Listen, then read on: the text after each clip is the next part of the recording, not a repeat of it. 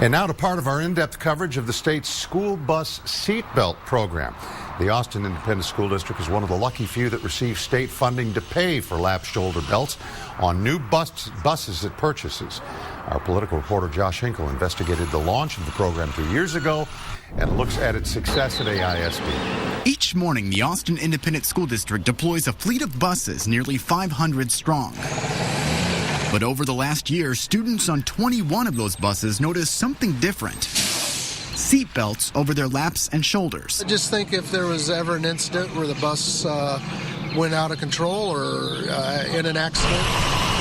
Parents can thank the state for awarding the district nearly $100,000 to put the belts on new buses. We got the funds from TEA to do this. Transportation Director Chris Hafizi says it's just one of the new features on board his buses. Propane fuel, digital cameras, GPS trackers, and now the 3-point belts. It has been only positive from our schools and the community.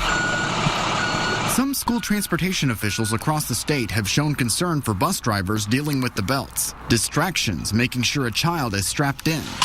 But so far, it hasn't been an issue at AISD. That's the only challenge. Other than that, there is no additional duty really for the driver. Unless there's an emergency. That's where this special seatbelt cutter comes in. In case if there is a problem, the child needs to get out of the belt and they're unable to do, the driver goes there and cuts the seatbelt. Hafizi says the district replaces a bus after it's been on the road for 14 years.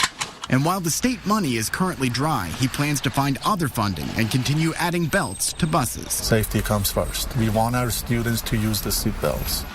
In Austin, Josh Hinkle, KXAN News. Now, while AISD received the school bus seatbelt money, the state said no to several other districts, and the leftover money in the fund went elsewhere. And you can watch Josh's full investigation tomorrow on KXAN News at 10 o'clock. Find out where the money went and what parents of the victims of this crash are doing to restore it.